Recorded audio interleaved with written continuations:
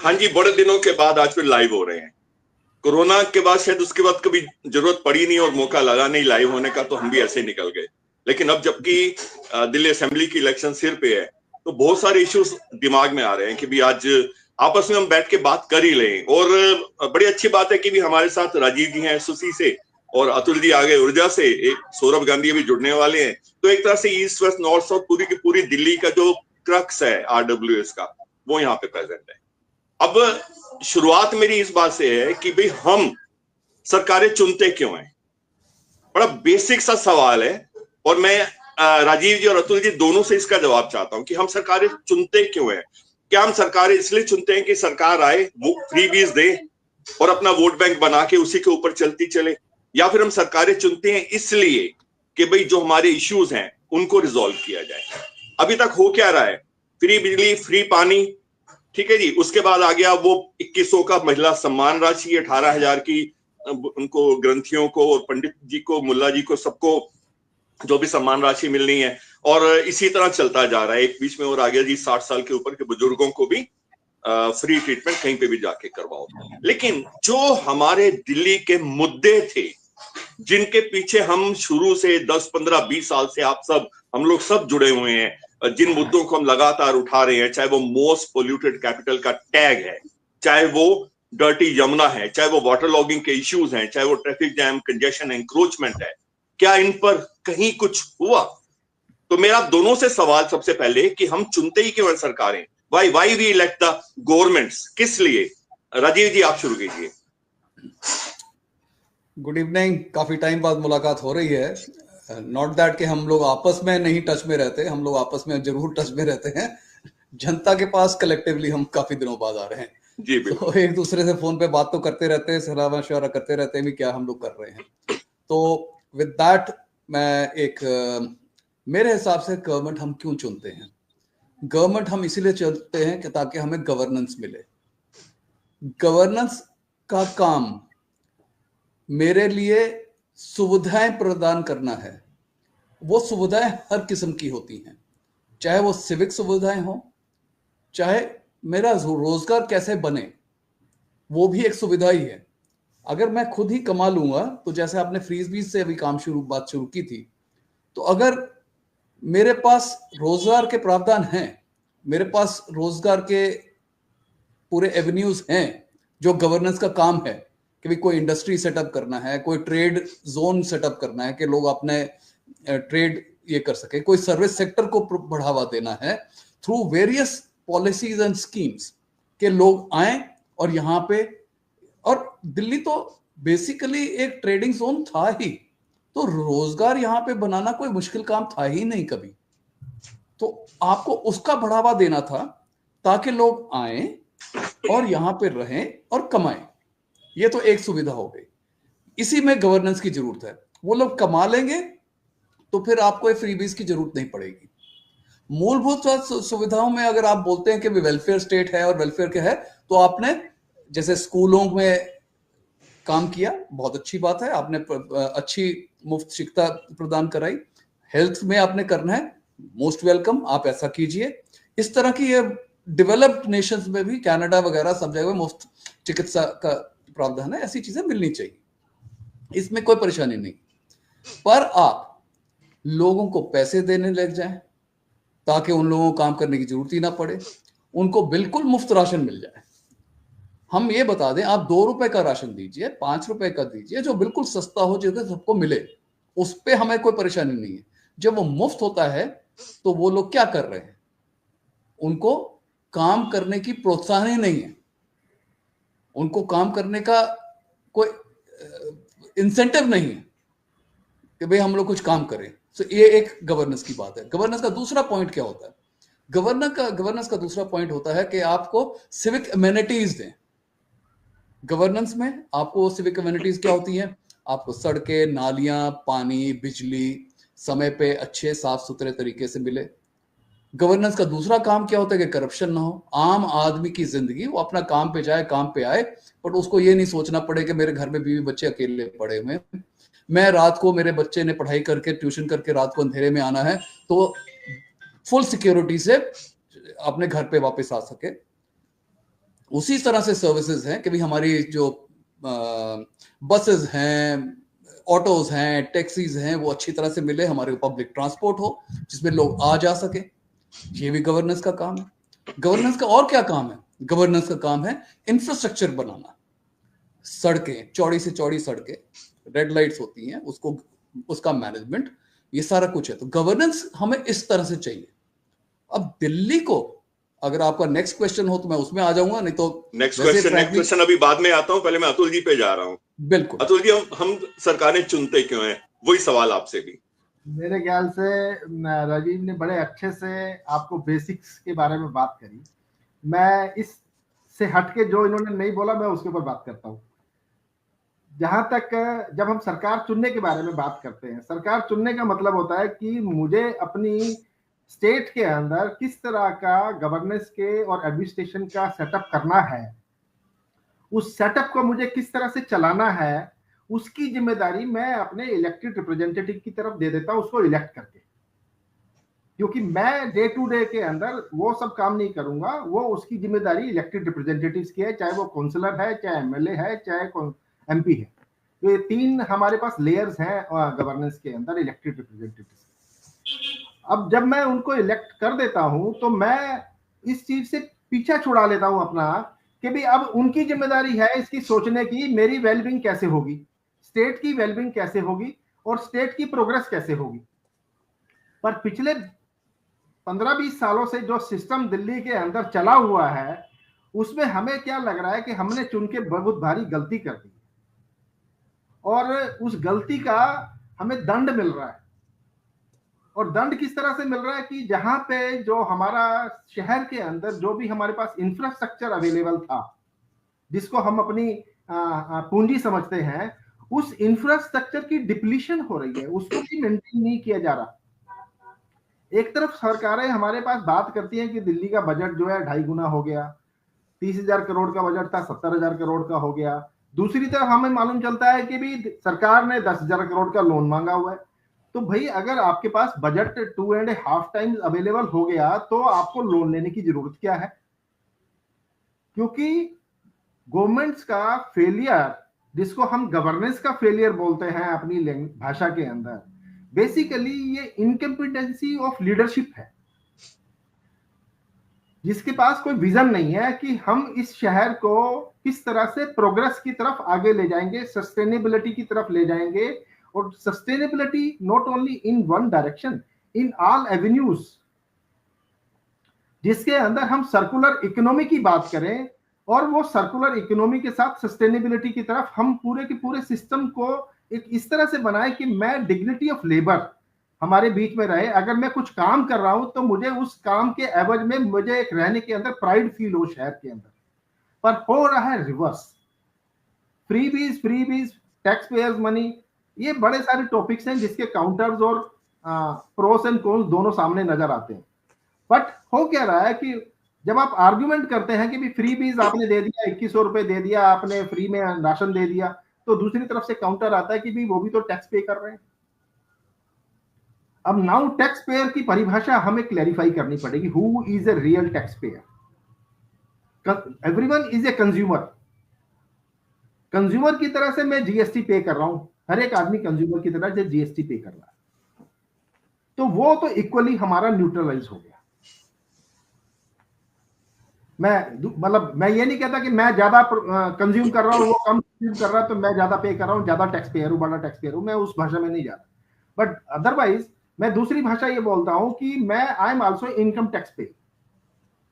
अब जब income tax पे की भाषा आती है तो वहां पे मैक्सिमम स्लैब जाता है 30% का। अगर मैं 10 लाख रुपए कमा रहा हूं तो 3 लाख रुपए सरकार को दे रहा हूं। जहां पे मुझे पिंच करता है कि जो आदमी 3 लाख रुपए या 5 लाख रुपए कमा रहा है वो भी उसी स्लैब के अंदर अपने आप को बिलो पॉवर्टी लाइन रह के फ्रीबीज लेने के लिए आगे बढ़ जाता है। और मुझे भी ये टेंडेंसी सरकार प्रॉम्प्ट कर रही है कि मैं भी अपनी इनकम घट दिखाऊं ताकि मैं भी वो फ्रीबीज ले लूं मुफ्ती के अंदर। एज ए रिजल्ट क्या हो रहा है कि स्टेट की जो प्रोग्रेसिव डेवलपमेंट होनी चाहिए वो नहीं हो रही, जिसको हम फ्यूचरिस्टिक प्रोग्रेसिव डेवलपमेंट की जिसको बात करते हैं वो कहीं पे विजिबल नहीं होती। हम बैकफुट पे जा रहे हैं, हम फॉरवर्ड नहीं जा रहे। अतुल जी, मैं यहाँ पे ऐड करना चाहूंगा कि भाई अगर आप फ्रीबीज दे रहे हैं, मुझे उससे एतराज है भी और नहीं भी। ठीक है, जिन लोगों को फायदा हो रहा है वेल एंड गुड, जिनको फायदा हो रहा है चलो सरकार उनको देना चाह रही है, देती रहे, हमें उससे कोई दिक्कत नहीं है। लेकिन उसके साथ साथ जो काम होने चाहिए, 10 साल पहले भी दिल्ली मोस्ट पोल्यूटेड कैपिटल थी, 5 साल पहले भी दिल्ली मोस्ट पोल्यूटेड कैपिटल थी, आज भी दिल्ली मोस्ट पोल्यूटेड कैपिटल है। 12,000 डेथ्स हर साल हो रही हैं इस एयर पोल्यूशन की वजह से। 12 साल हमारी जिंदगी के एग्जैक्ट फिगर है 11.9 ईयर्स हमारी जिंदगी के कम हो रहे हैं इस शहर में सांस लेने की वजह से। 12% कैंसर के केसेस हर साल बढ़ रहे हैं। और एक रीसेंट स्टडी बताती है कि भाई हर बाशिंदे के, दिल्ली एनसीआर के हर बाशिंदे के, चाहे वो बच्चा है, बड़ा है, बूढ़ा है, औरत है, मर्द है, सबके लंग्स डैमेज हो रहे हैं। ठीक, तो क्या ये एक मुद्दा नहीं है दिल्ली के लिए? सेकंड, वाटर लॉगिंग बचपन से देखते आ रहे हैं। आज से 25-30 सालों पहले भी दिल्ली में जरा सी बारिश होती थी 2-2 फुट पानी भरता था, आज भी 2-2 फुट पानी भरता है। आज तो बारापुल्लास के ऊपर से भी पानी के झरने बहने शुरू हो जाते हैं। कूड़े के पहाड़ पिछले 10-15 सालों से वहीं के वहीं खड़े हैं। ठीक, ट्रैफिक जैम, एंक्रोचमेंट, कंजेशन, क्या ये सब मुद्दे नहीं है?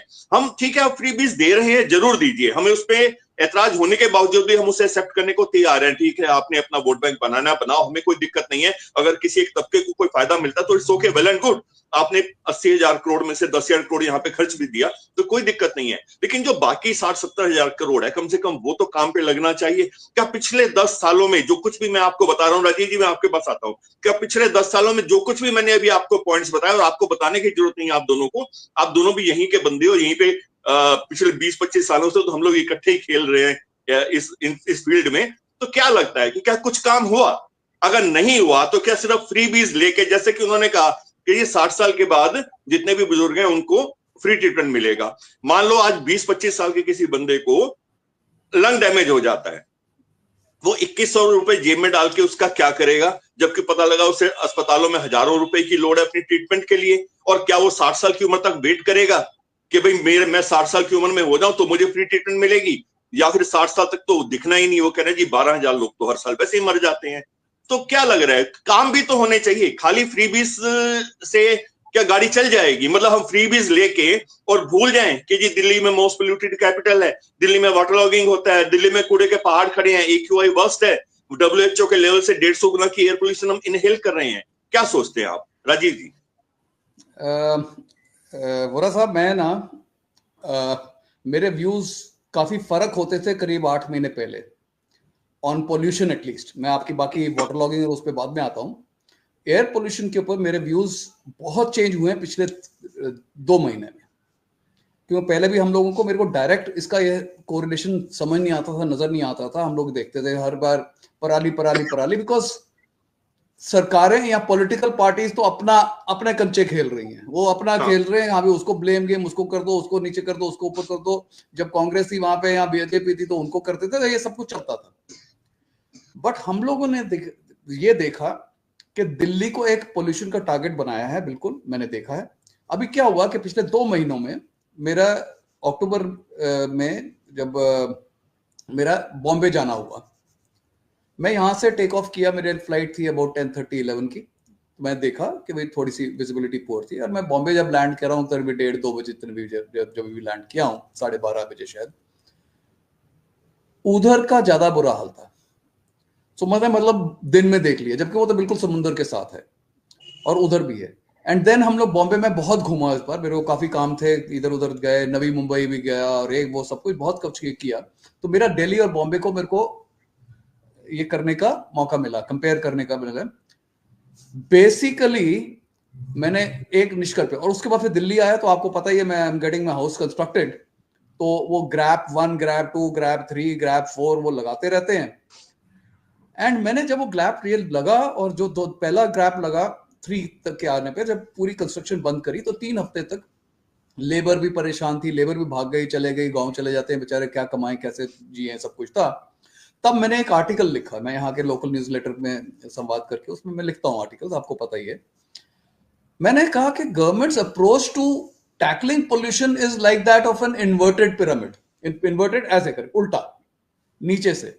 जो बिगेस्ट पोल्यूटर है ना, जिसके करके सारी पोल्यूशन हो रही है, उसको वो ये ग्रैप 4 में बंद करते हैं। मतलब सारे जो गवर्नमेंट प्रोजेक्ट्स है, दिल्ली के आसपास पूरा एनसीआर जो है खुदा पड़ा है। गुड़गांव चलो तो खुदा पड़ा है, द्वारका एक्सप्रेस वे, वो दिल्ली दिल्ली कटरा हाईवे, उधर मथुरा हाईवे, उधर ये हाईवे, उधर वो हाईवे, इधर वो प्लान, इधर वो सिटी, ये मेगा सिटी, उधर से सारा गुड़गांव खुदा पड़ा, सारी धूल मिट्टी सब कुछ है।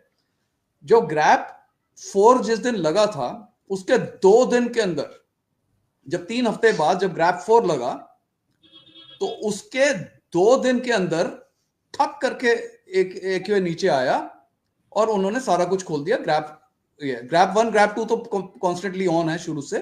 तो मैंने कहा इन्वर्टेड पिरामिड मैंने क्यों बोला, मतलब कि मैंने साथ में एक एग्जांपल दिया। मैंने एग्जांपल दिया कि भाई अगर कोई आदमी को डायबिटीज है तो वो उसके घर मेहमान आए तो वाइफ ने जब उनको सब कुछ सर्व किया तो एक पोटैटो वेफर्स चिप्स का एक टुकड़ा उठाया, हस्बैंड खाने लगा, रहे नहीं आपको शुगर है मत खाओ। थोड़ी देर पकौड़े सर्व हुए आधे शाम को चाय के साथ, तो एक पकौड़ा उठाया खाने लगा, नहीं आपको शुगर है। रात को जब डिनर था तो दाल मखनी, पनीर पसंदा, बटर चिकन, विस्की सब कुछ चल रही है, हस्बैंड भी वो खा रहा है और वाइफ चुपचाप बैठ के देख रही है। उसकी शुगर कभी कंट्रोल आएगी? अब ये रात का डिनर था ना, वो ग्रैप 4 था, वो एक ग्रैप 4 ही छोड़ देना तो बाकी 1 2 3 करने की जरूरत नहीं। तो एक तो क्यों पराली तो खत्म हो गई पहले वाले उसमें, अब कौन सी पराली है? अब तो कोई पराली नहीं है, फिर किस बात का भी 2 दिन पहले वो तो खेल चल रहा था, ये खेल चल रहा है। सरकार दिखाना चाहती है, सरकार दिखाना चाहती है कि क्योंकि उनको पता है कि आस पड़ोस में बिल्डिंग में जो कंस्ट्रक्शन हो रही है तो उसके इमीडिएट नेबर जो होते हैं ना वो थोड़े परेशान होते हैं, उनको लगता है अरे यार ये हो गया। सो ये तो पॉल्यूशन की बात है। आई डोंट थिंक गवर्नमेंट या कोर्ट्स को जरा भी मालूम है पॉल्यूशन है क्या। आपको ये करना है कि जो प्रोजेक्ट्स चल रहे हैं उन प्रोजेक्ट्स में ये लोगों को रेगुलर पानी डालना होता है, उसकी सर्विस लेन्स प्रॉपरली मेटल्ड होनी चाहिए। कौन ऐसा करता है? 1000 गाड़ियां चलती हैं, धूल उठाई जा रही है। धूल उठेगी नहीं तो ये होएगा। तो ये non implementation of proper procedures 4 पैसे बचाते हैं, वो रिश्वत में जाते हैं बेसिकली। राजीव जी, मैं आपको एक मिनट रोक रहा हूं। जहां तक मुझे लग रहा है जो आप बोल रहे हो सही है, लेकिन जहां तक मुझे लग रहा है जो वेहिकुलर एमिशंस हैं वो एक मेजर कंट्रीब्यूटर्स हैं दिल्ली में। आप जब भी देखिएगा कहीं कुछ नहीं होता, सब शांति होती है, लेकिन जिस दिन कोई बड़ा फेस्टिवल हो या जैसे ठंड हो गई, हवा का प्रेशर कम है, तो जितना पोल्यूशन होता है वो गुड़गांव से नहीं आता, फरीदाबाद से नहीं आता। जो दिल्ली की गाड़ियां जो अपना व्हीकल एमिशंस छोड़ती हैं और उसमें PM210 से लेके 1.5 लेके सब कुछ लेके साथ में NO2 ओजोन हर चीज इन पे निकल आती है, तो वो भी एक मेजर कंट्रीब्यूटर है। मैं वो मानता हूं। एक सेकंड के लिए मैं खत्म कर दूं इस वाले पॉइंट को। व्हीकल जो है, आपकी सड़कें जो हैं, जब आप लोगों ने सुपर मॉप्स लगाए, आप किसी भी सड़क पे चले जाओ, मिट्टी है। आपने सुपर सकर्स अगर लेके जाएं और मिट्टी उठा लें, बिकॉज जैसे ही गाड़ी चलेगी पहिया घूमेगा तो मिट्टी उठाएगा। वो भी खेल है, वो भी सिर्फ ड्रामा चल रहा है, उसमें भी कुछ नहीं होने वाला है, तो ये उसमें भी कुछ नहीं होने वाला है। तो एनीवे, तो ये था। बाकी आते हैं हम आपको, आपने बोला पानी जल भराव की प्रॉब्लम है। जल भराव की प्रॉब्लम ऐसे है कि भाई आप देखिए साल भर साल MCD पिछले, मतलब आप कह लो कि साहिब सिंह, शीला दीक्षित टू केजरीवाल, तब से लेकर अभी तक साल में हर बारी नालियां साफ होती हैं। अरे नालियां लोगों ने कवर कर रखी हैं, जहां पे खुली होती है वहां पे खोदी गई, वो तो जगह जगह हौदियां बना के चले जाते हैं। मैं बहुत सालों से बोल रहा हूं ये वाला खर्चा, एनुअल खर्चा जो है आप बंद कर दीजिए। आपका complete drainage network needs to be rebuilt. दोबारा बनेगा तभी काम होगा, नहीं तो ये नहीं। और फिर उसके ऊपर इंक्रोचमेंट, क्योंकि मेरे को अपने घर के बाहर गाड़ी खड़ी करनी है तो मैं नाली बंद करता हूं, उसको पत्थर लगाता हूं तो टायर के पर गाड़ी के बाहर इतनी बड़ी बड़ी फॉर्च्यूनर लगानी है, वो पत्थर टूट जाता है। तो क्या करता हूं, मैं नाली बंद कर देता हूं, मेरे को थोड़ा सा वो 2-2.5 फुट भी मिल जाता है अपनी गाड़ी पार्क करने का। ये एनक्रोचमेंट ही है। सो कई एक फैक्टर है। जब जल भराव आपका सड़कों पे ही पानी बहेगा, जाने की कोई जगह नहीं। आपने कंक्रीट, सारा कंक्रीट कर दी सिटी, टोटल सिटी कंक्रीट हो चुकी है। कोई फुटपाथ जो है उसके ऊपर कोई मिट्टी नहीं है, टोटल हर जगह कंक्रीट है। तो पानी वो क्या जाएगा, तो वो जल भराव होगा, उसमें प्रॉब्लम आएगी। अतुल जी मैं आपके पास आ रहा हूँ, अतुल जी मैं आपके पास आ रहा हूँ, क्या लग रहा है आपको, ये जो मोस्ट पोल्यूटेड कैपिटल का टैग है, क्या ये कभी हटेगा? क्या हम जिंदगी में, अपनी जिंदगी में कभी साफ हवा में सांस ले पाएंगे, या इसी तरह लंग्स डैमेज होते रहेंगे? किसी दिन 12,000 जो लोग मर रहे हैं, किसी दिन हम भी उनमें ही निकल जाएंगे? क्या लग रहा है? मेरा वोरा साहब ऐसा मानना है, इस जगह पे सरकार के ऊपर अगर हम डिपेंड करेंगे तो कुछ नहीं मिलेगा। हमें तो लोकल, अपने लोकल लेवल पे गवर्नेंस को अपने हाथ में लेना पड़ेगा, और वो छोटी मुहिम नहीं है, वो बहुत बड़ी मुहिम है। और अब आप देखिए, आप आपकी कॉलोनी की सफाई जो है आप खुद करवा रहे हैं, आप कॉलोनी की कचरा जो है आप खुद मैनेज कर रहे हैं। मतलब जो सिविक एम्यूनिटीज की जो मैनेजमेंट है, वो जो म्युनिसिपल या स्टेट के पास है, जो प्रोसेसेस, जो डिपार्टमेंट्स हैं, अगर हम आरडब्ल्यूए की लीडरशिप अगर उन चीजों के अंदर अपना रोल अदा कर रहे हैं और उनको कंट्रोल कर रही हैं, तो फिर हमें सरकार की जरूरत क्या है? मुझे तो इस सवाल का क्वेश्चन का आंसर नहीं मिलता है। रेन वाटर हार्वेस्टिंग करनी है तो आप कर रहे हैं, कंपोस्टिंग कर रही है तो आरडब्ल्यूए कर रही है, वही सरकार क्या कर रही है? और जब हम ओवरऑल स्ट्रक्चर की बात करते हैं तो सिर्फ हम एक दूध देने वाली, टैक्स देने वाली एक इकाई बन के रह गए हैं कि भी आप टैक्स दिए जाओ, हमारी तनख्वाहें निकलती रहे, हम अपने दफ्तर में बैठ के अपने मजे लूटते रहे, काम हमारे पास कुछ है नहीं, ना कोई विजन है, ना कोई प्रोग्रेसिव रिपोर्ट कार्ड है। जब तक हम इस मुद्दे को डिफरेंट पैरामीटर्स के साथ हम प्रेशर नहीं क्रिएट करेंगे और इन लोगों की अकाउंटेबिलिटी डेवलप करने के लिए इनको बोले कि भी आप ट्रांसपेरेंसी दिखाइए, आपने भाई ग्रीन सेस या ग्रीन फंड्स वापस क्यों हो रहे हैं, लैप्स क्यों कर रहे हैं? क्योंकि विजन नहीं है, कोई प्लानिंग नहीं है। तो जब तक मैं इस लेवल पे इन लोगों के ऊपर प्रेशर बिल्ड नहीं करूंगा, चाहे वो मैं इंडिविजुअली हूं या एज ए ग्रुप हूं या हम सब मिलके करें, बिकॉज ये छोटे चीजें नहीं है, ये एज ए ग्रुप ही हो सकते हैं। बिकॉज इसके ऊपर आपको सरकार को दबाव में लाना पड़ेगा कि इस चीज की जरूरत है और आपके जो एक्शंस हैं, आपका जो पैरामीटर है नापने का वो गलत है, और आपको इस मुद्दे के अंदर सिटीजन इन्वॉल्वमेंट के अंदर इन चैप्टर्स को टच बेस करना पड़ेगा, तब तक ये कोई रिजल्ट नहीं आएगा। आप देखिए, हमने एक प्रोजेक्ट किया था, मैं आपकी नॉलेज में बताता हूँ, शीला जी के टाइम पे रेन वाटर हार्वेस्टिंग बड़ी प्रमोट हुई थी। उसके बाद मास्टर प्लान 21 के अंदर भी आया कि सब 400 मीटर से बड़े जितने भी प्लॉट है बाय डिफॉल्ट आपको वाटर हार्वेस्टिंग हर एक घर में होनी चाहिए। बट अगर मैं आज की तारीख में आपको बताऊं, जितने भी 8-10 हजार रेन वाटर हार्वेस्टिंग के चैम्बर्स किसी इंडिविजुअल ने बनाए, किसी आरडब्ल्यू ने बनवाए, जहां भी बने, अगर उनकी आप स्टडी करके रिपोर्ट निकालो तो उसके अंदर से 99% बंद पड़े। अब हमने सिर्फ 150 वाटर हार्वेस्टिंग के चैम्बर्स को इनकी लिस्ट से ही पिकअप किया, और जब हम ग्राउंड के ऊपर गए तो 150 के अंदर से हमें सिर्फ 58 दिखाई दिए, और बाकी तो सब बंद हो चुके थे। 58 जो थे उनके ऊपर मिट्टी मिट्टी थी, जो भी था, तो उसको हमने रिजुविनेट किया। नीचे का प्रोसेस तो सारा का सारा ओपन है, और वो आप कैन यू इमेजिन कि जो अच्छे अच्छे नाम चीज वाले जो कॉलेजेस हैं, इंस्टीट्यूशन है, उन बिल्डिंग्स के अंदर थे। और अगर मैं नाम लूं तो Kamla Nehru college, can you imagine कि भाई उसके पास 2000 रुपए नहीं है साल में रेन वाटर हार्वेस्टिंग के चैम्बर की ऊपर की लेयर को बदलने के लिए या लेबर के लिए। दिस इज, मतलब ये आयरनी है कि वो भी कोई दूसरा आके बदल जाए। तो अगर मेरी इतनी ज्यादा इंसेंसिटिविटी है इंस्टीट्यूशंस की जो अपने आप में सक्षम है, क्योंकि जवाबदेही तो कोई है नहीं, ना तो डिपार्टमेंट है जल बोर्ड का कि वो चेक करे भी जहां जहां पे रेन वाटर हार्वेस्टिंग में आपने सब्सिडी दिया, उनके तो पेरोल पे होना चाहिए ना कि ये वाटर हार्वेस्टिंग के चैम्बर हमने रजिस्टर किए हैं फलाने फलाने इंस्टीट्यूशन में, फलाने फलाने घर में, उनके पास तो सारी लिस्टें अवेलेबल है, तो उनके ऊपर तो कोई मॉनिटरिंग नहीं है। मॉनिटरिंग करने का काम किसका है? आरडब्ल्यूए कर दे। अगर ग्राउंड वाटर है तो आरडब्ल्यूए कर दे, मतलब एवरीथिंग आरडब्ल्यूए विल डू। तो ये इतनी बड़ी समस्या है, इसलिए मैंने आपको पहले अपने कमेंट में बोला था सर्कुलर इकोनॉमी और सस्टेनेबिलिटी। अब ये चीजें गवर्नेंस को जब मैं बोलता हूं, let RWA become a basic इकाई of governance at ground level for delivery of civil and maintenance of civil services. इस समय हालत यह हो गई है, बाय डिफॉल्ट आप सरकार का काम कर रहे हो, आप सरकार नहीं हो पर आप सरकार का काम कर रहे हो। जी अतुल जी, मैं एक मिनट सौरभ गांधी की तरफ चलता हूं। सौरभ जी, एक जो पहला सवाल था मेरा वो ये था कि हम सरकारें चुनते क्यों हैं, फ्री बीज के लिए या फिर जो हमारे दिल्ली के या लोकल इश्यूज जो होते हैं उन सबको रिजॉल्व करने के लिए? आप इसका जवाब दीजिए और उसके बाद फिर जो हमारा सेकंड जो हमारा मेन हेडिंग थी कि आखिर कब सुधरेगी दिल्ली, फिर हम उसकी तरफ बढ़ेंगे। आप एक बार अपना जवाब दीजिए, क्या क्या थिंकिंग है आपकी? धन्यवाद धन्यवाद धन्यवाद बोला साहब। सभी पैनलिस्ट को मकर संक्रांति की शुभकामनाएं, हमारे सभी व्यूअर्स को शुभकामनाएं।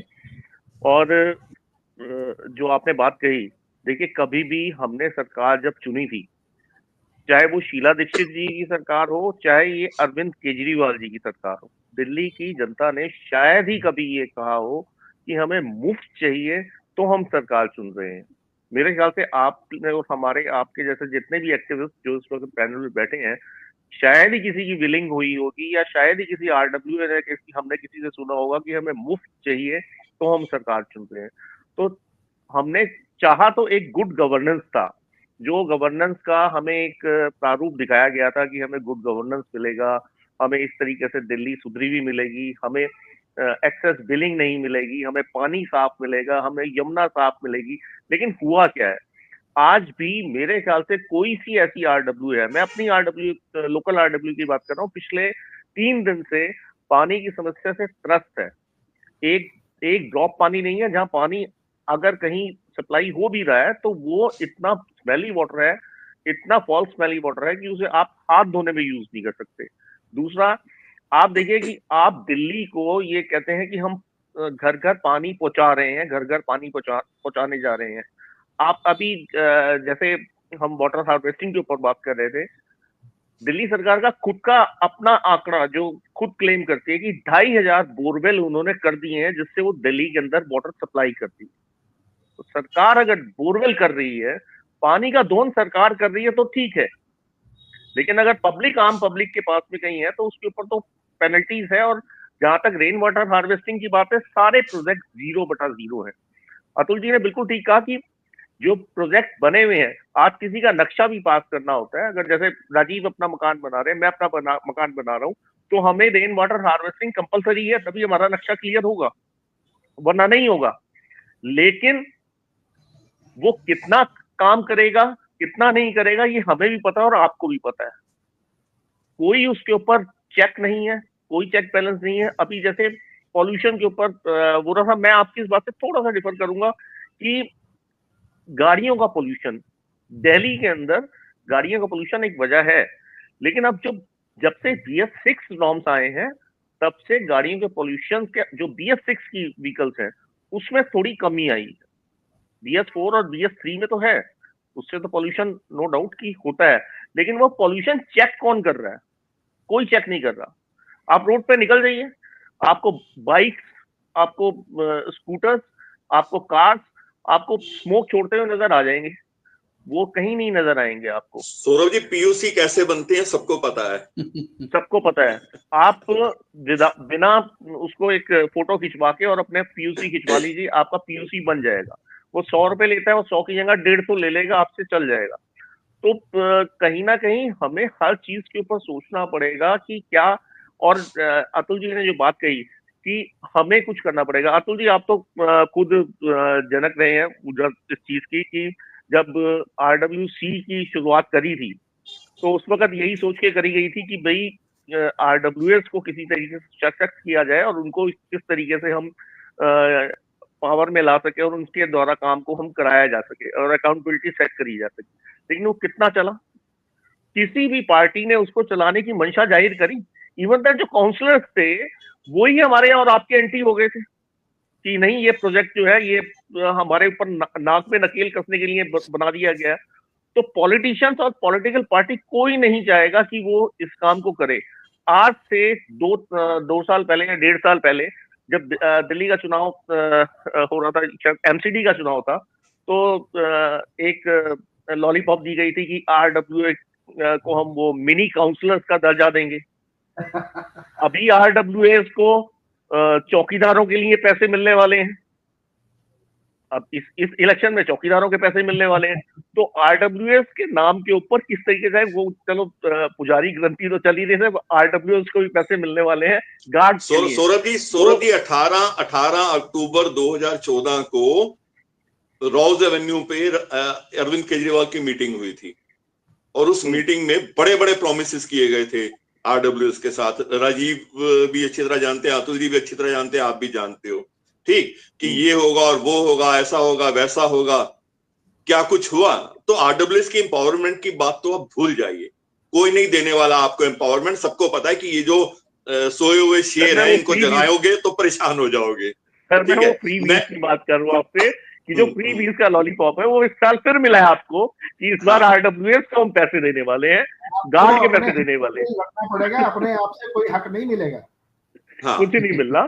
तो हमें ये बिल्कुल क्लियर है पूरा जी कि जो पब्लिक है, अब प्रॉब्लम क्या है कि जो वोट बैंक है, वोट बैंक इस चीज को नहीं समझ पा रहा।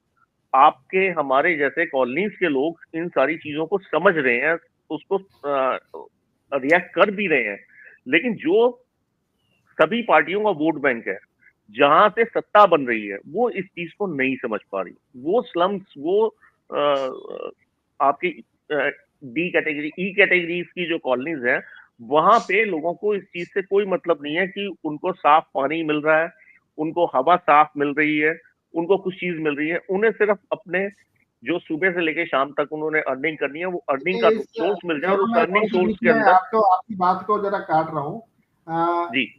ये जो वोट बैंक वाला जो भेद है, हमें एज ए इंटेलेक्चुअल कह लीजिए या एज ए एस्टेब्लिश्ड लीडर्स कह लीजिए ऑफ आरडब्ल्यूए, या सिटी की समझ रखने वाले कुछ लीडर्स कह लीजिए आप, देयर इज ए, जिसको हम बोलते हैं ओनरशिप ऑफ द सिटी।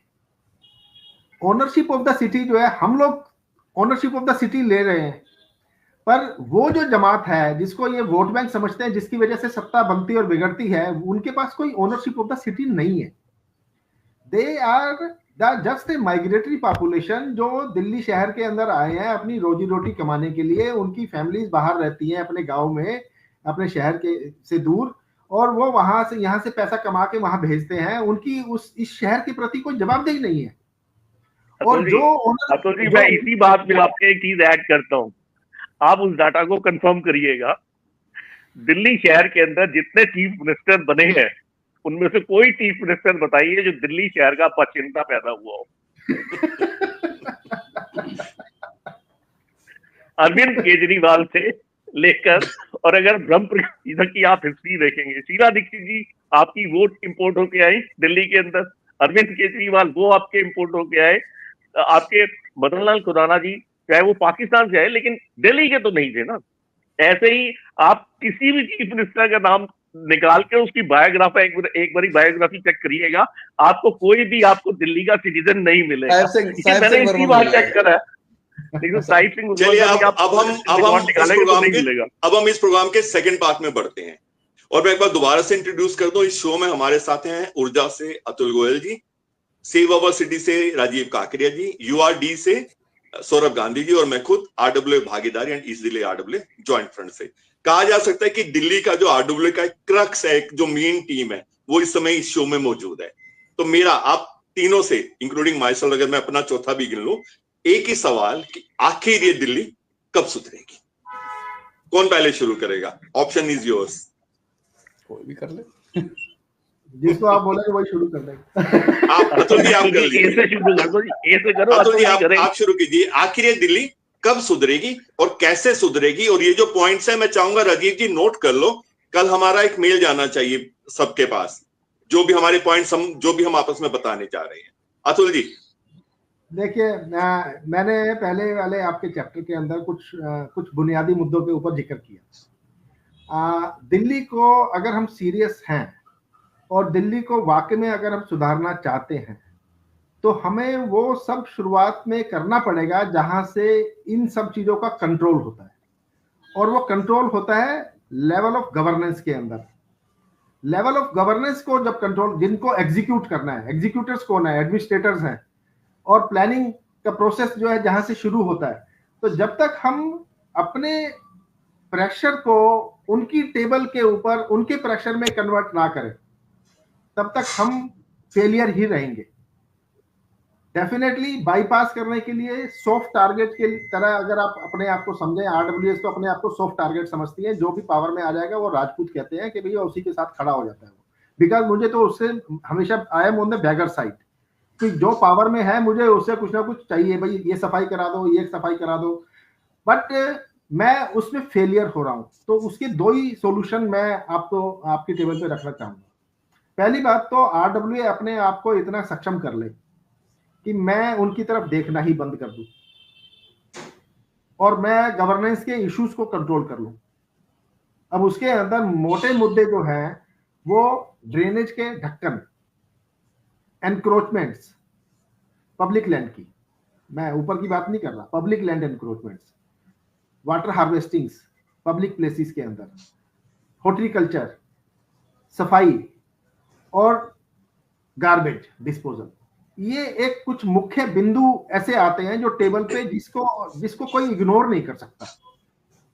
और ऑलमोस्ट इन इश्यूज के ऊपर हर एक आरडब्ल्यूए कुछ ना कुछ कर रहा है, किसी ना किसी तरीके से कर रहा है, उसके ऊपर पैसा खर्च करता है, उसको मेंटेन करने की कोशिश करता है। जिनके पास पैसा नहीं है वो एक दूसरे की तरफ देखते हैं, ये फलाना आरडब्ल्यूए तो बहुत अच्छा से प्ले कर रहा है।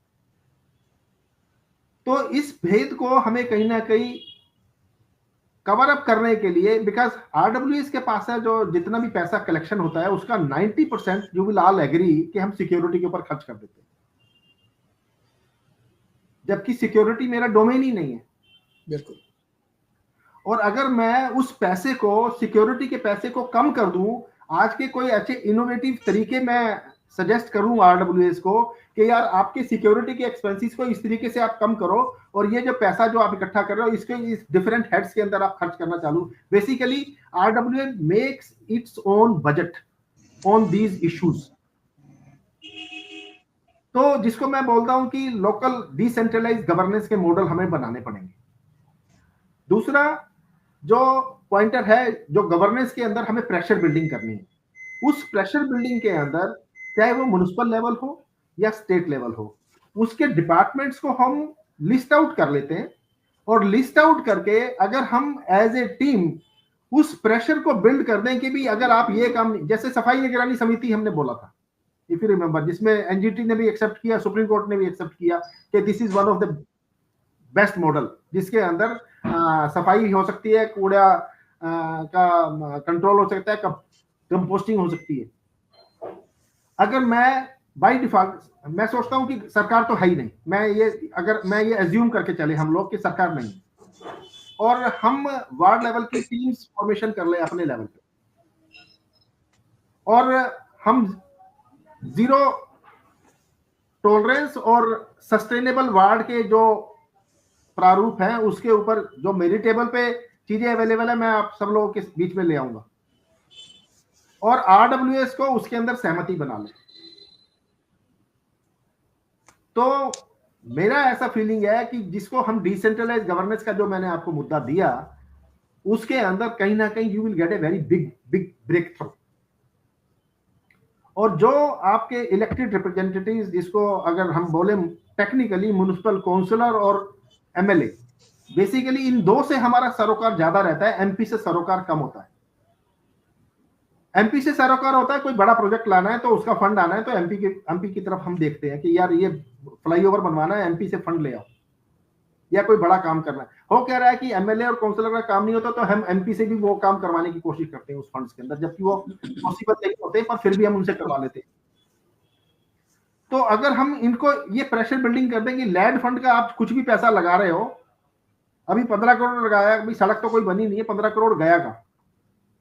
सो अगर हम ये प्रेशर बिल्डिंग कर दें, अगर वार्ड लेवल पे, असेंबली लेवल पे, अगर आरडब्ल्यू को इस लेवल पे संगठित करके और अगर हम ये कामयाबी ले लें और उनको ये समझाने में सफल हो जाएं कि आप इस तरह के एकजुटता अगर आप दिखा दो तो ये everything will pour on your table by default, everything. मतलब आपको कहीं भागने की जरूरत नहीं, फिर वो लोग आपकी टेबल पे भागने की कोशिश करेंगे। अभी आप उनकी टेबल पे भागने की कोशिश करते हैं कि ये काम करा दो, वो काम करा दो, तो उस मजबूती की जरूरत है हमें, जो हमने एक बार देखी थी जब, जो सौरभ ने बोला आरडब्ल्यूसी जब बनी थी, उस समय क्या माहौल हुआ था, वी कैन जस्ट इमेजिन। अगर आज वो सिचुएशन कैरी कर जाती दिल्ली शहर के अंदर, तो दिल्ली वाकई में सस्टेनेबिलिटी की तरफ आगे बढ़ जाता।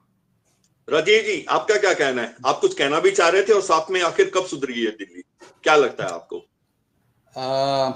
अतुल ने जो 2-3 पॉइंट्स बोले हैं, उन्हीं से मैं आपको ये करता हूं, बिकॉज मैंने तो अपने पॉइंट्स लिख के रखे हुए हैं।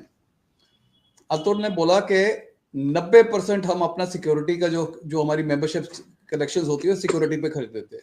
इन अदर वर्ड्स, हम पुलिस का काम कर रहे हैं। ठीक है, अगर तो इसीलिए वो आपको सिक्योरिटी गार्ड के पैसे देने जा रहे हैं। ठीक है, वो अगर दे देंगे तो उसके बाद भी देखिएगा आपको सिक्योरिटी जो है, मेन बात जो है, पुलिस जो है, मेरे थाने की ग्रेटर कैलाश की, मैं पिछले 2 साल से उसको ट्रैक कर रहा हूं। मैं हर दूसरे-तीसरे महीने जाके उधर अटेंडेंस का जो बोर्ड है ना, उसको एक फोटो खींच के आ जाता हूं। 50% स्ट्रेंथ पे चल रहा है। हमने डीसीपी से जॉइंट कमिश्नर्स लेवल पे, जिनसे भी हमारी जो रेगुलर मीटिंग्स होती हैं 6-8 महीने में, 4 महीने में, 3 महीने में, मैं हर बार ये वाली इश्यू उठाता हूं। अभी पीछे नवभारत टाइम्स ने एक सिंपोजियम किया था, उसमें भी मैंने ये वाली बात बोली, और रामवीर सिंह बिधूरी जी वहां पे थे, तो उन्होंने बोला कि एज एमपी, अतुल ने दूसरी बात बोली कि एमपी का क्या काम है। मैंने कहा जी आप होम मिनिस्टर साहब को बोलिए पुलिस को सुधारे, वो तो उन्होंने करना है। वो पैसा अगर हमारा बचेगा तो हम कई एक जो मैंने अतुल ने जो पॉइंट्स बोले हैं वो मैंने नोट किए हैं कि भाई हम लोग वेस्ट डिस्पोजल और उन चीजों पे ध्यान रख सकते हैं कि जिससे करके हमें ये मिले। अब प्रेशर ग्रुप की जब बात आती है, ये तो छोटा सा पैसा अतुल जी ने बताया हमारे को, मैं एक और बड़ा पैसा बताऊं। अगर आपने इसको हाफ स्टेट ही रखना है तो इसको यूटी ही बना दो और ये विधानसभा का खर्चा ही बचा लो। Absolutely, I totally agree with that. आप या तो मेरे को फुल स्टेटहुड दीजिए, आपने पुलिस रखनी है, मैंने यहां पे आपको मैं बता दूं, मैंने पुलिस का भी इस पे पॉइंट लिखा है कि आप पुलिस रखिए, आप अपने हिसाब से एक स्पेशल 2 किस्म की फोर्सेस बना दीजिए। एक फोर्स जो होगी वह separate police force for VIP security and protest बंदोबस्त, एक आप अलग बनाइए, आप अपना उससे संभाल लीजिए, आपके पास कमांडो वामांडो सारे हैं, आपको और किसी काम के लिए हमारे का नहीं है।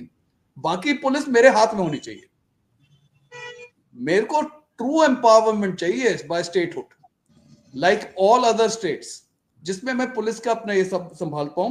बिकॉज आधे स्ट्रेंथ पे अगर पुलिस काम कर रही है तो मेरे को तो कुछ मिल नहीं रहा, मेरा क्राइम नहीं सॉल्व हो रहा, मेरे पेटी क्राइम्स इतने बन गए, क्राइम्स ऑफ डेस्परेशन इतने बढ़ गए।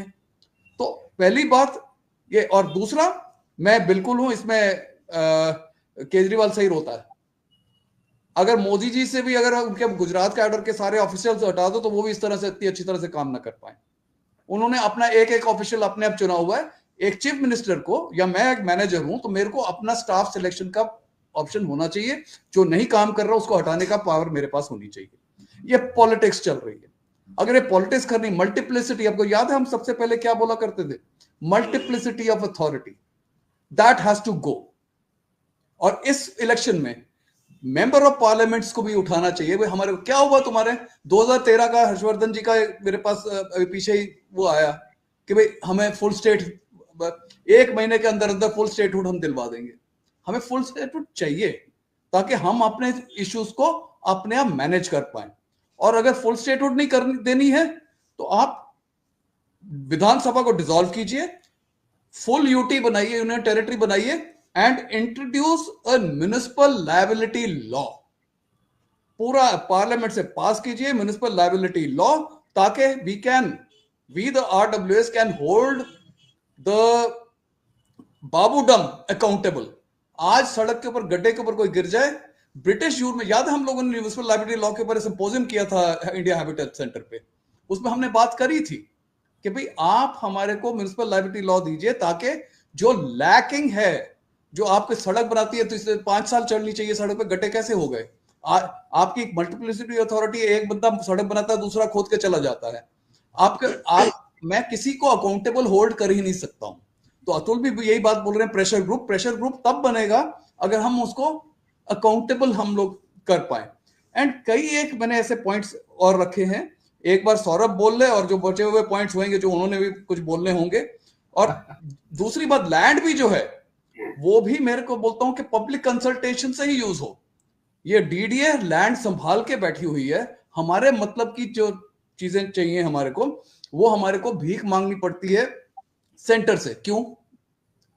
मेरे बच्चे कहां पढ़ाने जाएंगे? दिल्ली के बच्चों को आज एडमिशंस नहीं मिल रही हैं दिल्ली यूनिवर्सिटी में, और इधर सब कुछ सारे जहान से सब लोग आते हैं, बड़े शौक से आए, बट हमारे को अपना लैंड दे दो ताकि हम अपने स्कूल कॉलेज खोल सकें। तो कई ऐसे मुद्दे हैं, बट मैं थोड़ी देर में बाद में उठाऊंगा। बट मेरे हिसाब से मैं बहुत क्लियर हूं कि आपको सेंटर स्टेट की जो लड़ाई है, ये इसको कहते हैं tyranny of the unelected. Governor साहब, lieutenant governor in Delhi wields more power than the president of India। आज की तारीख में वो किसी को भी कुछ कर सकता है, whereas president of India कुछ नहीं कर सकते हैं। मतलब गवर्नर नहीं इतना कुछ कर सकता जो लेफ्टिनेंट गवर्नर एक यूटी में कर सकता है। ये नहीं होगा। I think we need a serious rethink on this. Rajiv ji, full statehood की आप बात कर रहे हो, वो तभी पॉसिबल है जब मेरी सरकार बने। जब दूसरा जीत के आ रहा है तो वो नहीं हो पाएगा, क्योंकि हर कोई चाहता है कि कंट्रोल हमारे हाथ में रह जाए।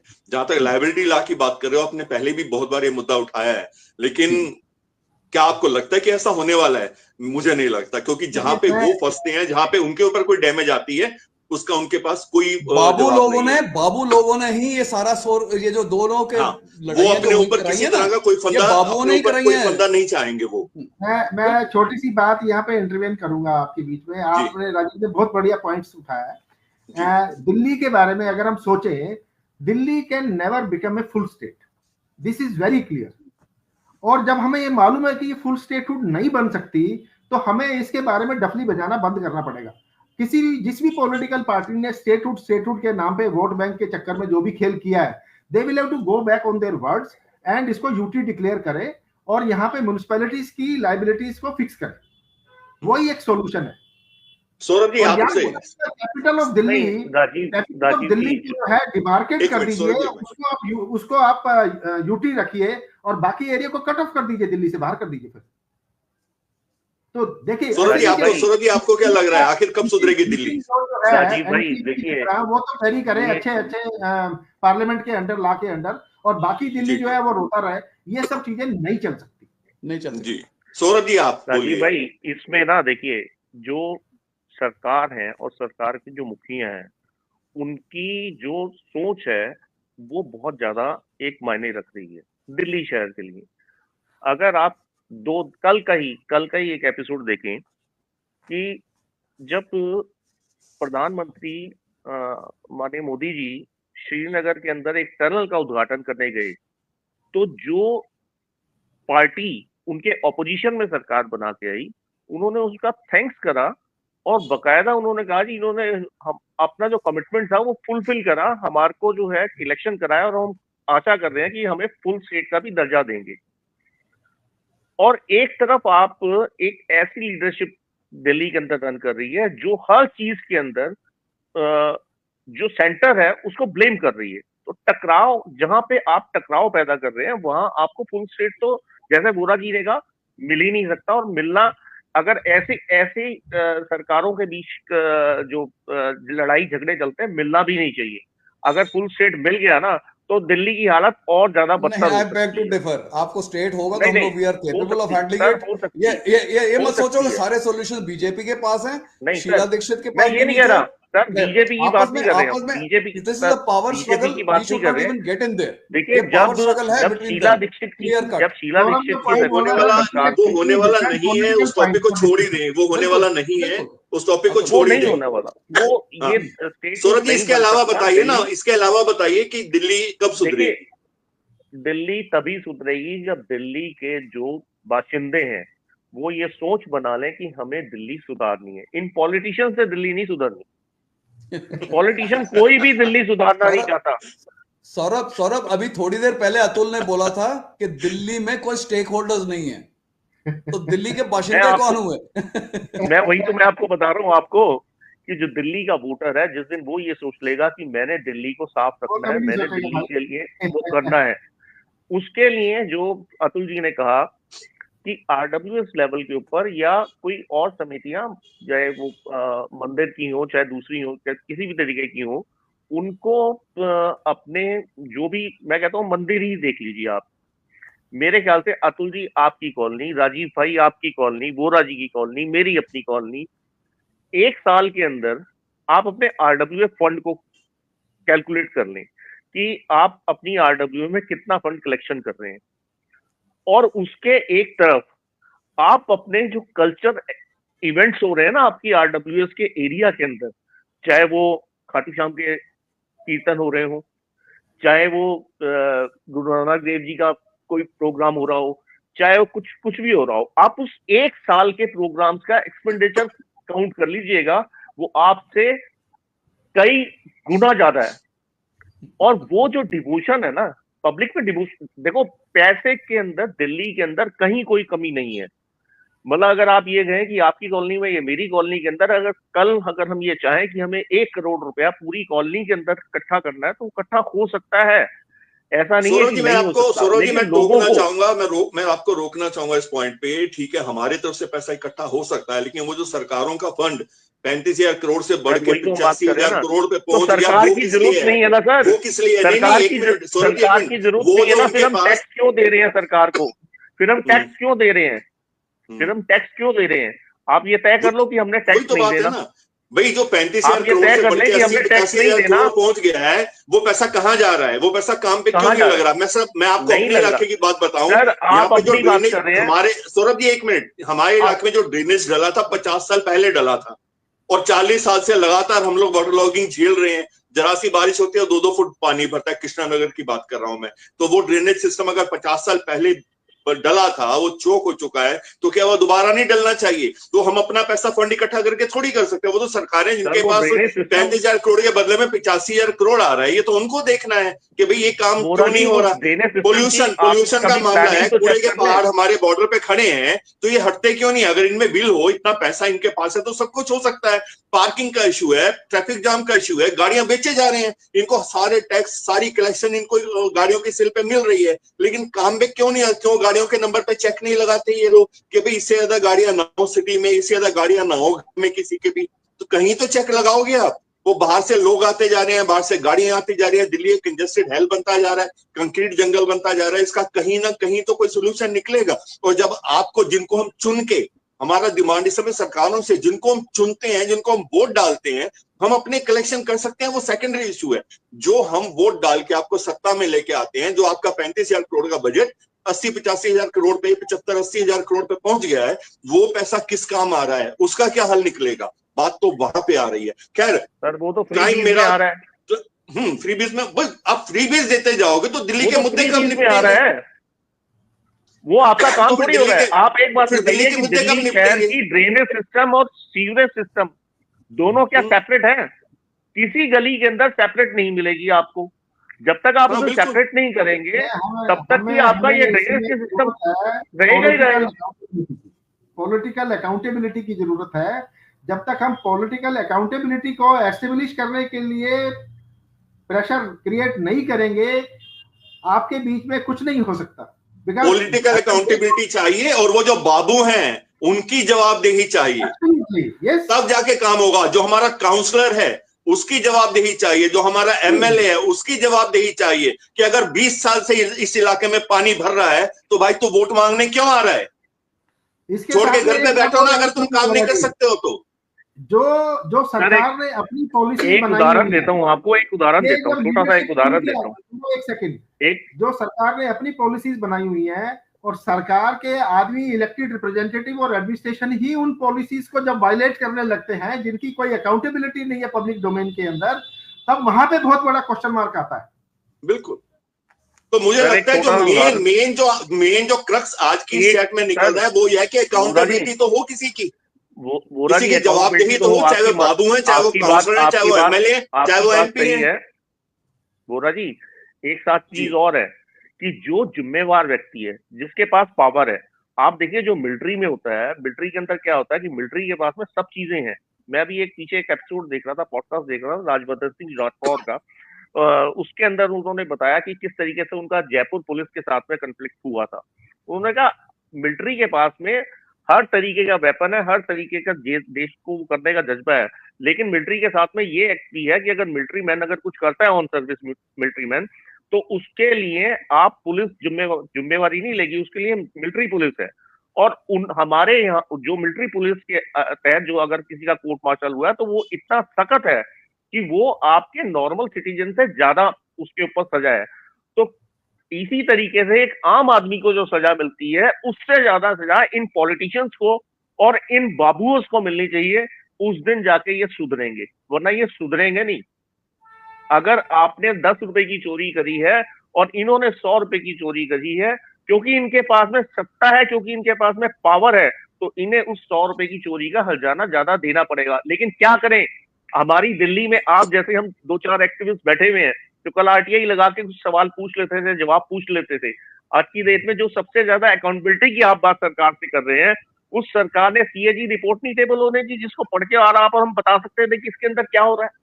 अतुल जी कहेंगे फिर ये पॉलिटिकल कमेंट है, पॉलिटिकल कमेंट है, लेकिन विदाउट सीएजी आप बताइए, आपने और हमने सीएजी की उन्हीं रिपोर्टों के ऊपर बिजली कंपनियों के नाक पे दम करके रखा हुआ था। तो वो सीएजी की रिपोर्ट अगर सामने आ जाएंगी तो सरकार की अकाउंटेबिलिटी तो वहां से भी पता लग जाएगी।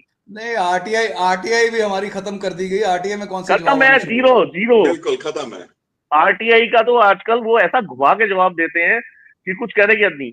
अभी ये जो अतुल जी 650 करोड़ रुपया जो इन्होंने वहां दिया है, अभी हम कमीशन गए हैं, कमीशन में और हेमंत दा बैठे रहे, पूरे 2 दिन लगा के आए हैं। उन्होंने क्या कहा, हमने उनसे कहा कि ये डॉक्यूमेंट दे दो, उन्होंने पूरा कमरा भर दिया फाइलों से। सर हमें नहीं पता ये डॉक्यूमेंट है कहाँ पे, ये फाइलें रखी हैं इसमें से निकाल, अब बताओ क्या करोगे आप? आपके पास कुछ और पॉइंट मना नहीं कर रहे, मैंने बहुत लेकिन सारे दे पॉइंट रहे लिखे हैं। हुए हैं। सर देखिए, राजीव जी आपके पास कुछ पॉइंट है, फटाफट टाइम खत्म हो जाएगा। दिल्ली कब सुधरेगी और कैसे सुधरेगी, ये आपने मुद्दा आज रखा। अब दिल्ली सुधरने का जो तरीका है वो हमने डिस्कस कर लिया आप लोग, पर टेक्निकली जहां तक मुझे लग रहा है, जब तक हम ये ट्रांसपेरेंसी वाला जो चैप्टर है और सेकेंडली इसके साथ साथ में grievance recording and grievance delivery accountability में सब चीजें आ जाती हैं। तो अकाउंटेबिलिटी जब अगर आपने एस्टेब्लिश कर दी तो ट्रांसपेरेंसी बाय डिफॉल्ट हो जाएगा, और अगर आपने ट्रांसपेरेंसी कर दी तो अकाउंटेबिलिटी बाय डिफॉल्ट हो जाएगा। दोनों एक दूसरे के पूरक हैं। तो मेन चीज तो वही है कि अकाउंटेबिलिटी मिसिंग है। यस, हमें मेन पंगा ही दिल्ली का ही है कि अकाउंटेबिलिटी मिसिंग है, जो मर्जी हो जाए। इसीलिए मेरी कब से सबसे लंबी डिमांड ये रही है, म्युनिसिपल लायबिलिटी लॉ।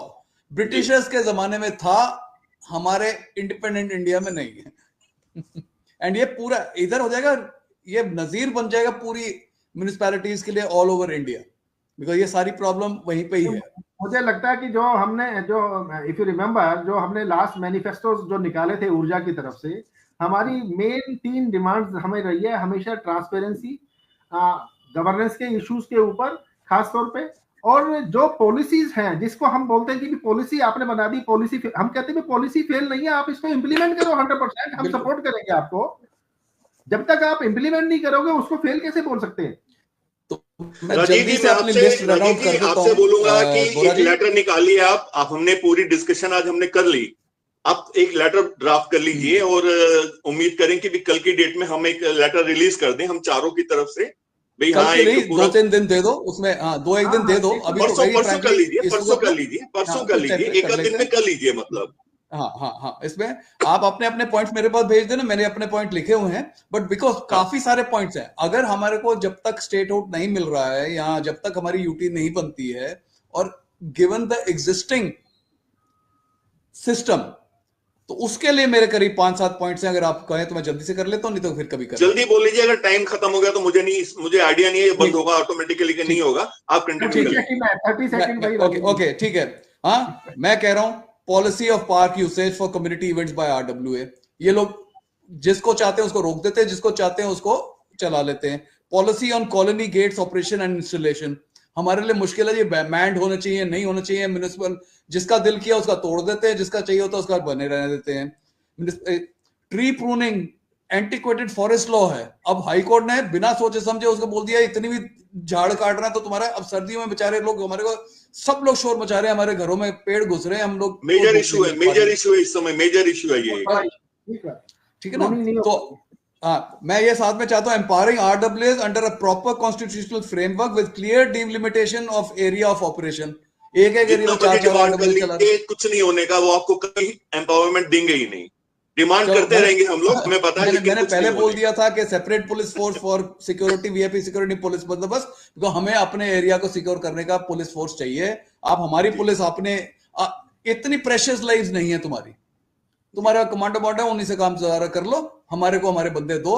छोटा सा बंदोबस्त होता है, सारी पुलिस यहाँ से खाली हो जाती है। आधे स्टाफ पे ये बेचारे एसएचओ, मैं तो वाकई बेचारा बोलता हूँ एसएचओ को, बेचारों को, दे आर डूइंग, इतनी मुश्किल हो रही है उन लोगों को अपने हैंडल करने में, कर रहे हैं। यहाँ पे जी आया फोन की, तो देखिए पुलिस रिफॉर्म्स और पुलिस मैन पावर के ऊपर बहुत बड़ा क्वेश्चन मार्क है, because they are totally unable की पर कैपिटा, जिसको आप बोलते हैं कि इतने मैन पावर आपका एचआर अवेलेबल होना चाहिए पुलिस फोर्स के अंदर, वो अवेलेबल ही नहीं है शहर की पॉपुलेशन के हिसाब से, एंड टोटली मिसमैनेजमेंट है। या और दूसरा, MCD has become a tender operator. वो सिर्फ टेंडर ऑपरेट करता है, उसको कुछ लेना देना नहीं है। उनके उन्होंने अपना स्टाफ सारा खत्म कर दिया, ना कोई पार्क मेंटेन कर पाता है, ना कुछ कर पाता है। आपने सारा कोई जब आरडब्ल्यूएस को दे दिया, नहीं तो और पैसे बचाने हैं, तो जैसे तुमने बोला जब सब कुछ आरडब्ल्यू को दे दिया तो भाई आरडब्ल्यू को एम्पावर कर दो ना, कर दो ना। जब सारा कुछ दे दिया तो फिर काउंसलर भी खत्म करो, हम ही संभाल लेंगे, बस और क्या। तो चलिए लास्ट 30 सेकंड्स हैं चारों के लिए। एक लास्ट पॉइंट बोलिए। शुड कंटिन्यू, उनको अपना प्री इलेक्शन प्रॉमिस के ऊपर बाइंडिंग बनाना पड़ेगा। आप ये नहीं बोल सकते कि ये हम कर देंगे और उसका भाग लो। मैं सर दूसरे 30 सेकंड्स अतुल जी, 30 सेकंड्स। मैं सिर्फ एक ही पॉइंट बोलता हूँ, इलेक्शन प्रोमिसेस, मैं इलेक्टेड रिप्रेजेंटेटिव के नहीं बोलता, इलेक्शन प्रोमिसेस जो हैं उसकी हर एक पार्टी का कोई ना कोई कैंडिडेट जीत कर आते हैं इलेक्शन प्रोमिस के बाद किसी ना किसी पावर के अंदर, चाहे वो अपोजिशन में है या सरकार के अंदर है। जो प्रोमिस उसकी पार्टी ने किया है वो प्रोमिस वो अपने लेवल पे पूरा करे, फुलफिल करे अपने एरिया के अंदर। सरकार क्या करेगी वो बात की बात है। मैं अगर अपोजिशन में हो और मैंने कोई प्रॉमिस किया है तो उसकी रिस्पॉन्सिबिलिटी है उस प्रॉमिस को फुलफिल करेगा, चाहे वो मॉनेटरी है, फाइनेंशियल है, व्हाटएवर टाइप ऑफ इट। बिल्कुल, लेकिन मैनिफेस्टो तो जनरली सेंट्रलाइज होता है पार्टियों का। हाँ, तो इसलिए उसने बोला सेंट्रलाइज होता है, बट वो बोलते हैं कि सरकार में आएंगे तो करेंगे। हम ये कह रहे हैं कि अगर आप सरकार में नहीं आए, ये भी आपको तो ऑप्शन मालूम है ना कि आप सरकार में नहीं भी आ सकते। अगर आप सरकार में नहीं भी आए तब क्या करेंगे, ये नहीं बता। काउंसलर तो फिर भी बन गए, या एमएलए फिर भी बन गए ना, एमपी फिर भी बन गए। बिल्कुल। सौरभ जी 30 सेकंड आपके लिए। सौरभ जी 30 सेकंड तो आपको तब भी मिल रहा है। देखिए सर, एक तो सबसे बड़ी बात ये जो फ्री वीज है ना, इसके ऊपर भी हमें कुछ ना कुछ लिखना पड़ेगा कि जो आप ये फ्री वीज वाला जो चैप्टर आपने खोल रखा है, हर पार्टी खोल के बैठी है, इससे हमारी ही जो डेवलपमेंट्स है वो रुक रही हैं। आप किसी भी तरीके से अगर इनके डाटा को देख लें कि 62,000 करोड़ का टोटल इनको रेवेन्यू आया है, 68,000 करोड़ का इनका खर्चा है, उसमें से इन्होंने कितना पैसा इन्होंने कम कर दिया, किस हेड्स के अंदर हेल्थ में करा या किसी चीज में, किसी भी उसमें करा, हम उस चीज के ऊपर नहीं जाते। लेकिन अगर आप कुछ कर रहे हैं, कुछ भी दे रहे हैं, तो उसका देने का असर बाकी लोगों की रूटीन लाइफ पे ना पड़े। ये नहीं कि आपने पर्टिकुलर एक क्लास को आपने फैसिलिटेट कर दिया और बाकी पूरी दिल्ली उसे सफर कर रही है, वो नहीं होना चाहिए। जो अतुल जी ने बात कही कि, या राजीव भाई ने जो बात कही, जो प्रोमिसेस हैं, तो मैं तो पिछले काफी टाइम से ऊर्जा के टाइम से ही हम लोग इस चीज को लिखते हुए आ रहे थे कि जो भी कैंडिडेट आता था उससे हम सिग्नेचर करा लेते थे अपने कॉलोनीज की डिमांड्स पे। वो आज भी चल रहा है और उसकी उन डिमांड्स के ऊपर हम फिर पीछे लग जाते थे कि अब ये तेरे को करके देना है। हमें नहीं पता ये कैसे होगा, लेकिन ये तू प्रॉमिस करके गया है कि तो करके जाइयो, और अगर करके नहीं गया तो अगली बार आइयो मत। दिल्ली के एक बहुत बड़े पॉलिटिशियन जो हमारे यहाँ से एक्स एमपी रहे हुए हैं, अतुल जी, आप बिलीव नहीं करेंगे, हमने उन्हें कॉलोनी में घुसने नहीं दिया, जबकि उनकी साफ स्वच्छ छवि की कस्में खाते हैं एक पर्टिकुलर पार्टी के लोग। हमने कहा ये प्रॉमिस किया था, ये प्रॉमिस हुआ नहीं, हमारे पास मत आना आप दोबारा। और जब दोबारा जो भी कोई कैंडिडेट आया, हमने कहा ये प्रॉमिस है, अगर ये 200 आदमियों के बीच आप साइन करके जा रहे हो तो अगली बार जब आओगे तो हम पकड़ेंगे जरूर। तो वो अकाउंटेबिलिटी हमें और आपको तभी सेट करनी पड़ेगी जब ये लोग यहाँ पे आते हैं, बैठते हैं और जब हमसे वोट की डिमांड करते हैं। तो ये चीज हर आरडब्ल्यूएस को मेरे ख्याल से तो जरूर करनी चाहिए कि जो भी उसका कैंडिडेट है उससे अपने लोकल इश्यूज के ऊपर जरूर कंसर्न ले, और जो दिल्ली के मेजर इश्यूज हैं उसके लिए तो हम सब लोगों को मिलके इनसे कंसर्न लेनी पड़ेगी। राजीव जी लास्ट 30 सेकंड्स। अरे मैंने अपना पेज बंद कर लिया।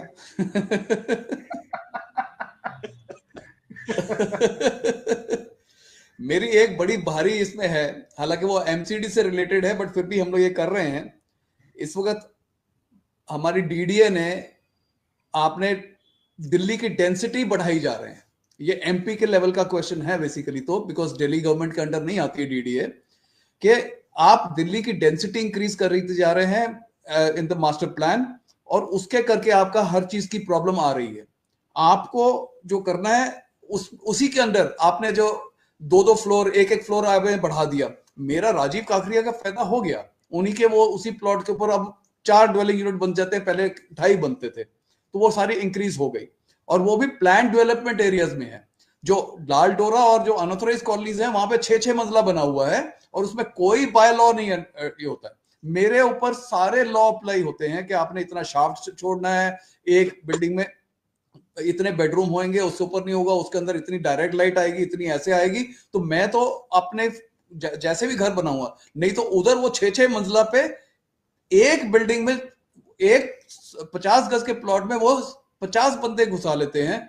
मैं अपनी पूरी 200-250 गज की प्लॉट के अंदर 5+25 से ऊपर नहीं कर सकता, 20 से ऊपर नहीं कर सकता, 5 पर फैमिली अगर मानूं तो 20 से ऊपर नहीं कर सकते। तो ये सारे जो है डीडीए के जो है, हमारी अपनी डेंसिटी को दिल्ली की संभालना पड़ेगा, तभी हमारी प्रॉब्लम सॉल्व होगी। देखिए, मैं दोबारा से उसी बात पे आऊंगा कि आपको फ्रीबीज देने हैं, देते रहिए, लेकिन एक कंडीशन है कि जो हमारे मुद्दे हैं, जो दिल्ली के मुद्दे हैं, जो दिल्ली की लोकल इश्यूज हैं, लोकल प्रॉब्लम्स हैं, वो भी रिजॉल्व होना चाहिए। ये नहीं हो सकता कि आप फ्रीबीज देके वोट बटोरते रहिए और जो दिल्ली के असली मुद्दे हैं, जो दिल्ली के असली प्रॉब्लम्स इश्यूज हैं, वो साइडलाइन हो जाए, उनको कोई देखे ना, उन पे कोई बात ना करे, उन पे कोई जवाब भी ना दे। वो नहीं होना चाहिए। अगर मोस्ट पोल्यूटेड कैपिटल पिछले 10 साल से है तो वो टैग हटना चाहिए, चाहे उसके लिए आपको कितनी भी मेहनत करनी पड़े। सिर्फ फ्रीबीज देख के वोट बटोर लेना आपके लिए सही हो सकता है, लेकिन अगर दिल्ली वाले उसमें मर रहे हैं, उनके अगर लंग्स डैमेज हो रहे हैं, अगर उनके कैंसर के केसेस बढ़ रहे हैं, अगर 12 साल लाइफ कम हो रही है, तो मुझे लगता है इससे बड़ा इश्यू कोई नहीं हो सकता। फ्रीबीज आप दीजिए अगर आपको देनी है, क्योंकि उसके बिना आपको वोट नहीं मिलने वाली, लेकिन जो हमारे मुद्दे हैं, जो हमारे इश्यूज हैं, वो हर हालत में रिजॉल्व होने चाहिए। मुझे लगता है आज सिर्फ इतना ही। Thank you Atul ji, thank you Rajeev ji, thank you Saurabh ji, और कोशिश करेंगे कि ऐसी एक आधी चैट महीने 15 दिन में जरूर होती हो, ताकि एक हमारा इंटरेक्शन चलता रहे और बात आगे निकलती, क्योंकि बात निकलेगी तभी दूर तक जाएगी। Thank you, all the best, thanks a lot. अगर कुछ लोग और